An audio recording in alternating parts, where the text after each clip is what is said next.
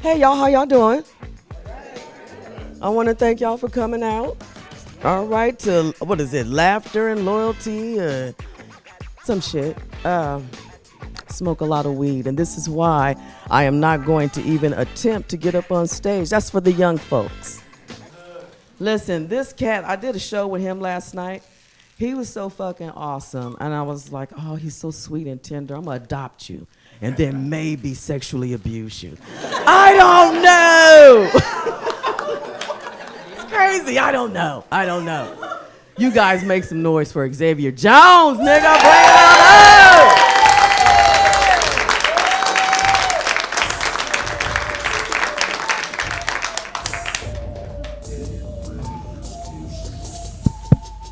Y'all good? Everybody can hear me? This is my third time performing here. You know, I always have a good time when I come out here.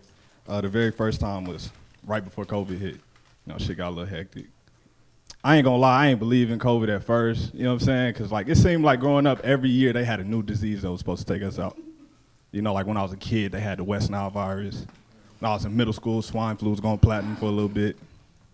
You know what I mean? I wasn't really scared of swine flu. My homeboy got it. We played football together, you know what I'm saying? And you know, he caught it on a Saturday, and on Tuesday, he ran for like 275 yards. I was like, bro, you're not finna scare me with no make-believe ass disease like this, bro. Yeah, it didn't really hit me till we went back home. You know, I went back home to Oklahoma for the first time, and I saw they shut the casinos down. I was like, oh, shit getting real. You know what I mean? I was like, all right, I'm gonna wear a mask now. Got the vaccine when it dropped, you know, shout out Johnson Johnson, them. Got the booster when that dropped, you know, shout out Moderna and them. And then I got COVID. I was like, bro, what the fuck? I was like, bro, I can't die from COVID after I got the vaccine, because all the anti-vax people gonna be like, see, I told you that shit ain't work. It was cool though, you know, I ain't really had too many symptoms. It wasn't that bad. I was like, I was actually shocked when the doc called me. He was like, Mr. Jones, you tested positive. I'm like, for what? That wasn't the only test I took that week. You know,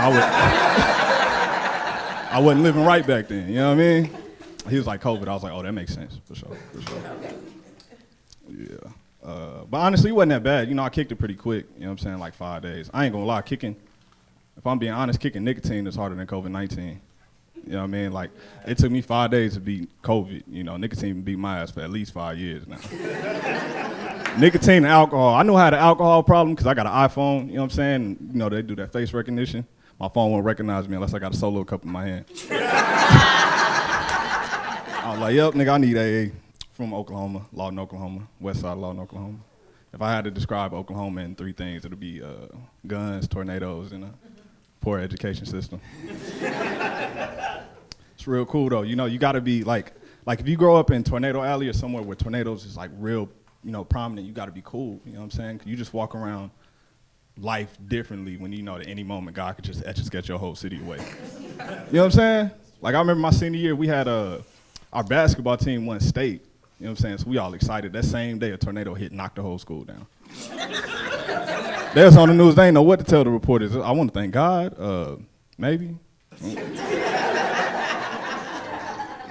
Guns too, we ain't got like no gun laws in Oklahoma. Like you don't need a driver's license, no CDLs, nothing. You can just walk in that bitch and I seen my pastor shoot a nigga outside the casino. That was the illest shit I ever seen in my life, bro. He shot a nigga outside the casino Saturday night, was in church preaching Sunday morning. I tell you one thing, everybody paid their tithes that day though. I seen Jesus walking that motherfucker, he was like, yeah, let me go ahead and throw a little, you know what I'm saying? And then the education system too. Yeah, it's pretty bad. Like, if you read the Oklahoma textbook, slavery just ended yesterday. They still in denial about it. Like, nah, we'll get them back. You know, don't worry about it. Oh, that was too far? Yeah. It's gonna get worse, bro.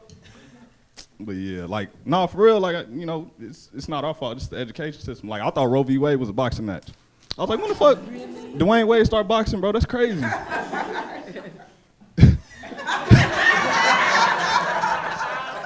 That's a slow burn. It took a minute. That's weird. I'm definitely pro-choice. You know, I just sent a couple babies to meet God. I ain't gonna lie. Ooh.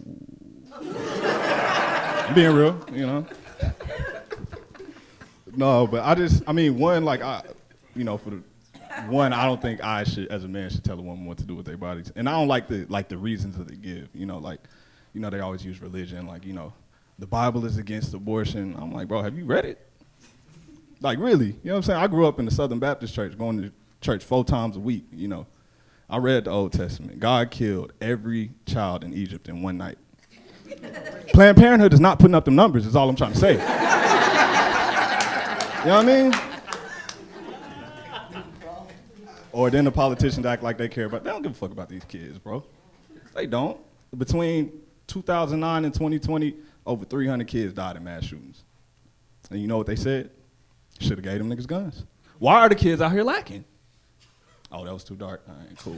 We gonna cut that one.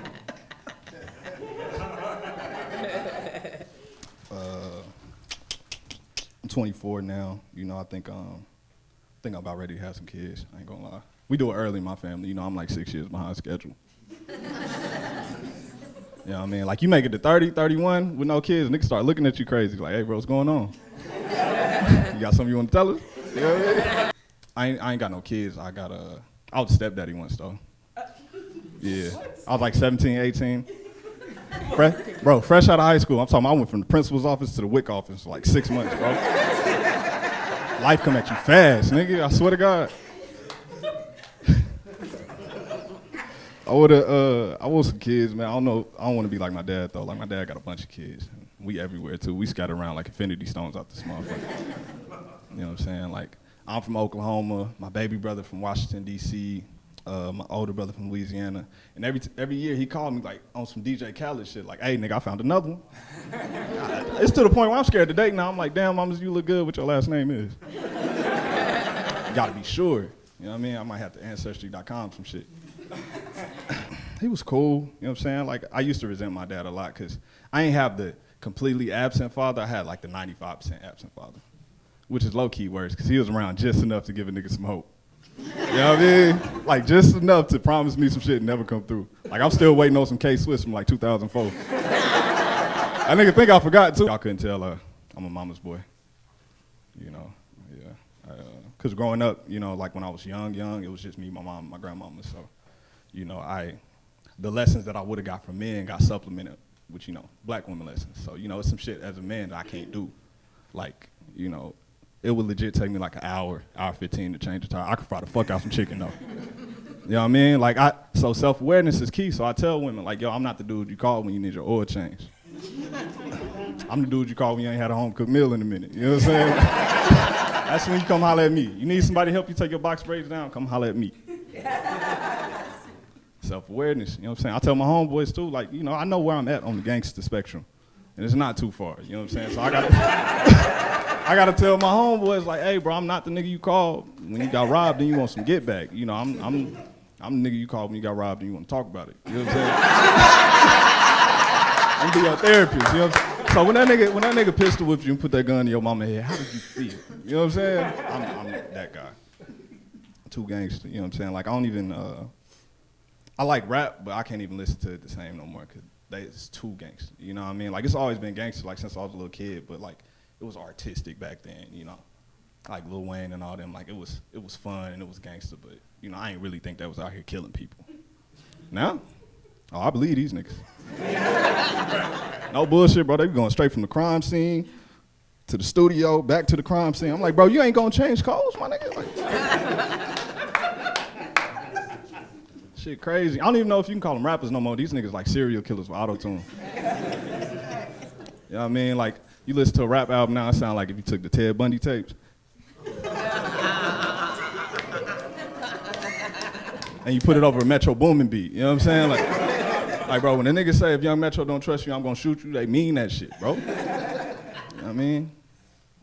And the worst part is, like, it should be good, too. Like, these songs be really good. You know what I mean? It is fucked up because that creates, like, what I like to call the dead homie effect, right? Because you got to think about it, man. These songs is good. So imagine, like, you, sir. Imagine you got a friend that just passed, right? You know what I'm saying? So you grieving, and then you hear a song about it, and it's good. You know what I'm saying? But it get worse than that. You're going to start hearing it in the club. So now they doing the dead homie dance. You know what I'm saying? But it get worse than that. It's gonna make its way to TikTok. Now you got white girls doing a little dead homie dance. Now it's a dead homie challenge. But it get worse than that. Then it's gonna make its way to Ellen. Now you got middle-aged white women doing dead homie challenge. Now you got dead homie spin classes, dead homie yoga and shit. But it get worse than that. You know, next election year, you know, you got the 70-year-old white politician trying to relate to black people, doing the dead homie dance. But it get worse than that.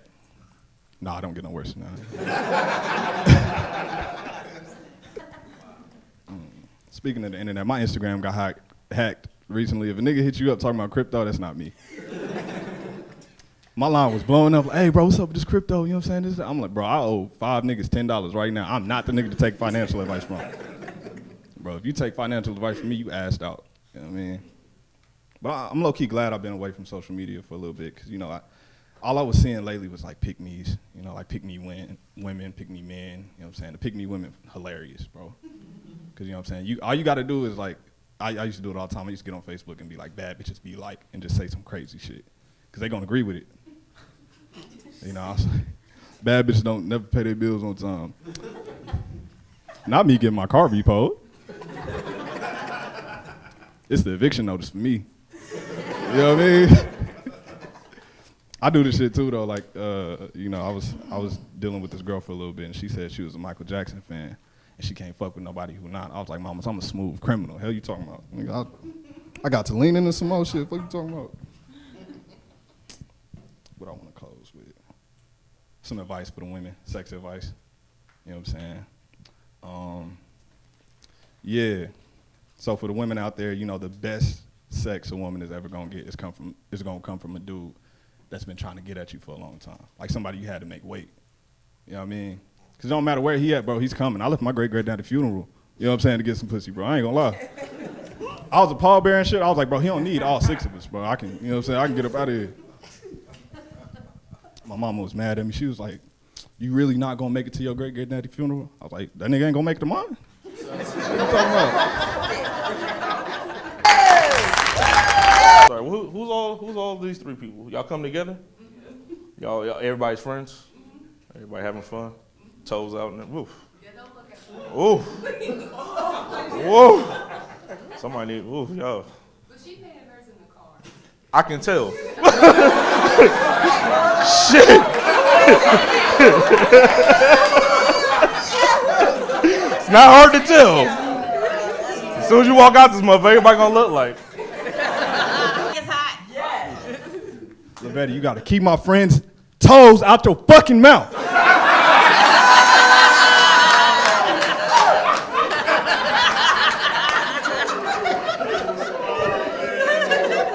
Your toes are beautiful, baby.